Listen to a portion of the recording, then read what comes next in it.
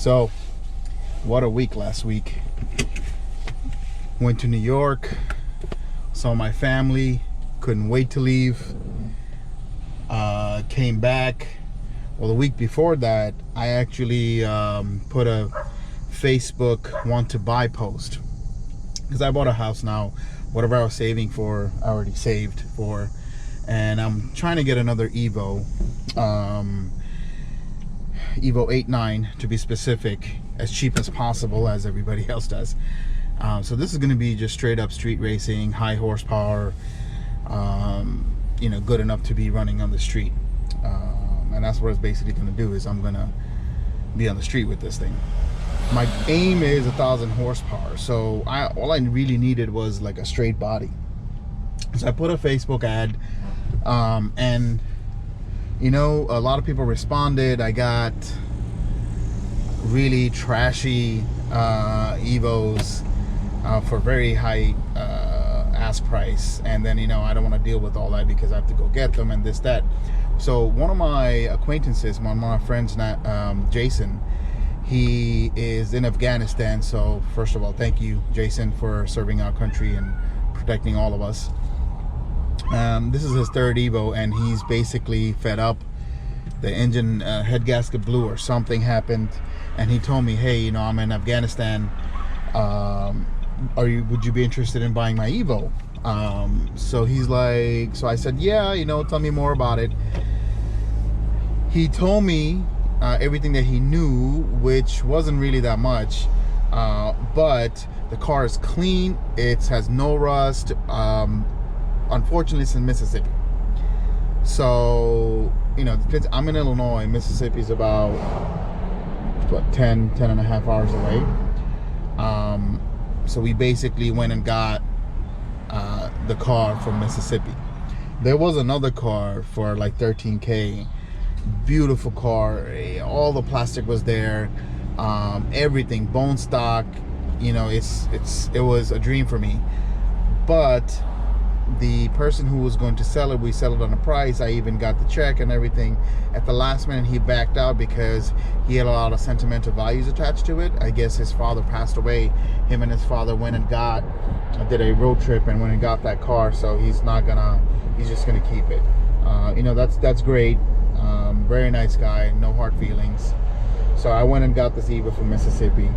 It was interesting because I'm a New Yorker. I literally grew up in New York 32 years. For the first 10 years in Queensbridge. Then we moved to South Jamaica. And New York is very different. And I've always fantasized and wanted to be in the Midwest. This is part of the reason why I moved to Illinois. The car culture here is just very, very strong. The roads are better. Even the police are more relaxed here. They're more camaraderie here. It's just open space. All the shops, all the big names and the businesses are near in the Midwest.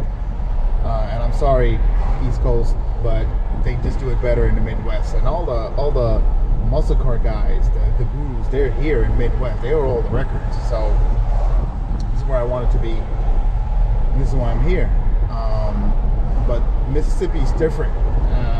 It's nothing like Illinois, and it was a very interesting experience. I literally, got on the truck, thanks to Serge, who lent me the truck. Went there. As soon as I crossed, I think, South Illinois, the temperature changed. It was sticky, it was humid. As soon as we passed Tennessee and into Mississippi, it got even worse. But people are extremely nice. Nothing like Illinois people, or I'm not saying that they're not nice, but they're just overly nice, very kind, relaxed. The food, oh my god, barbecue is one of my favorite things in the world, and they do it right. Like I went to a random gas station to get gas, and they had like awesome fried chicken and barbecue inside, and obviously I ate it. Then I went to a couple of restaurants. It was really good. It was just the trip itself, I think, was worth it. And Jason's friend, who's my friend now, Brandon, and a couple other guys, thank you for showing the hospitality when I was there. Shout out to Shashank, met me up. It was good. I enjoyed the trip. but the biggest thing was the Evo. I was pleasantly surprised in the condition that it was in. It's clean, rust-free, and I'm actually going there right now to show you what condition it's in and a little update on the other projects that we were doing. So we're headed to Blueprint. That's where it's at. I'm thinking this car will do 1,000 horsepower, street driven, legit 1,000 horsepower, like on the dyno. I'm not gonna make like 800 and then later on be like, yeah, I hit 1,000 because we increased the boost, but there's no dyno records of that. No, it's gonna be legit. You guys are gonna see the whole process, things that I break, parts that work and don't work. I don't want to do something that I have done before. I'm thinking a completely different setup. Everybody does 2.0s. I've had many 2.0s.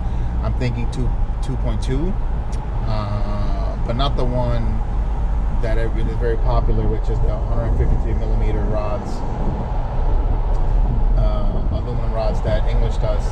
I'm gonna probably do the 150 with the CP piston with the wrist pins moved up 3 millimeters. I mean, the stroke ratio should be fine. I should be able to rev it to 9. And a very interesting turbo, a new turbo that came out that I'm going to use. More to come on that. But right now I'm headed to Blueprint, which is in Naperville, Illinois, and I'm gonna wake Mo up and see what's going on. We're gonna take the engine's actually out of the car right now.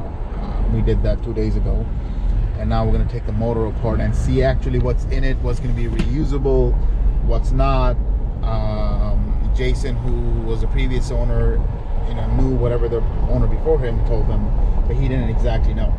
So a couple of good surprises that I had. He thought he had VC coilovers, but I see that he has stands.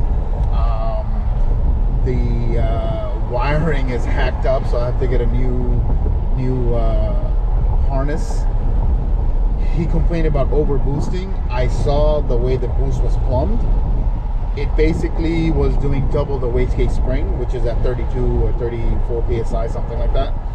I think I'm gonna do a video on that, how to set up your wastegate. A lot of people watch videos and they just hear from somebody, hey, plumb the bottom and the top. What that does is, if you do both ports on a wastegate, it'll basically do double your wastegate spring at all times, no matter what you do. It's good for running high boost, but if you want to control your boost properly on the lower end, it's not. So we'll go over that in a later video, because I'm going to cover every aspect of this car as I build it. All right, so stay tuned. All right, so we're at Blueprint right now. Let me show you the car. It's 8 o'clock and 10 o'clock in the morning.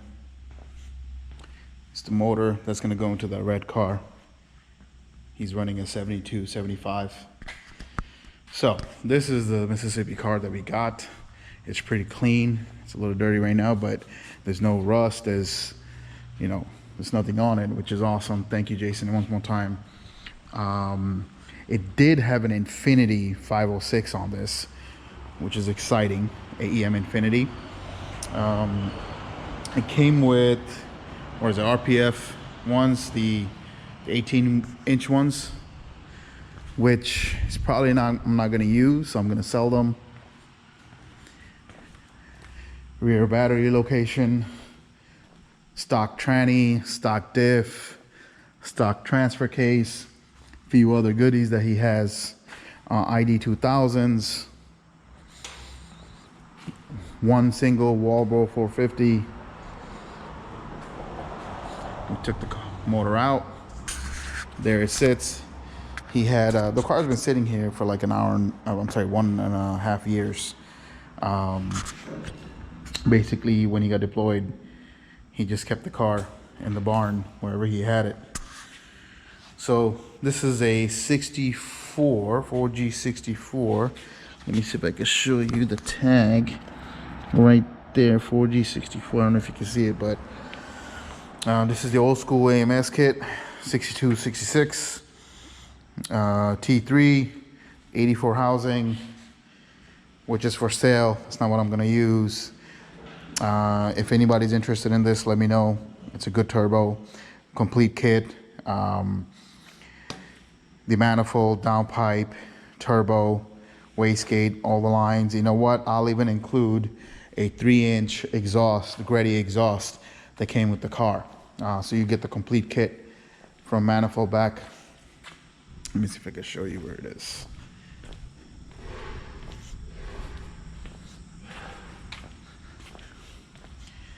This is the Greddy kit.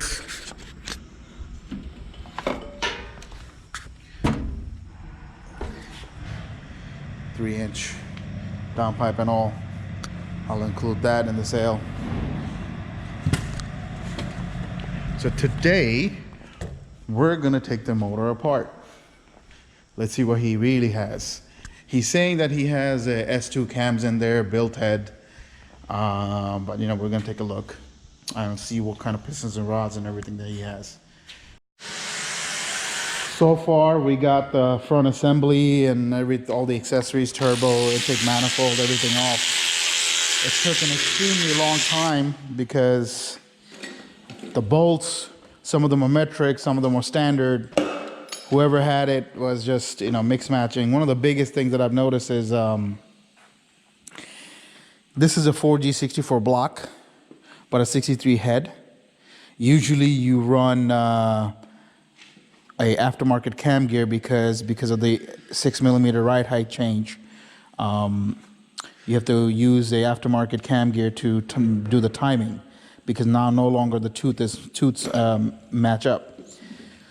This one didn't have that. Once we timed it, I'll show pictures. Once we timed it just to check everything, the timing was way off. So I don't know how this car was running before. Anyway, it does have Kigley HLA, which is good. GSC cams, right, Mo? Yeah, S2. S2 cams, all right. So these are pretty solid cams. We're not gonna use them, but they're pretty good cams. We're about to take off the head and see what's going on.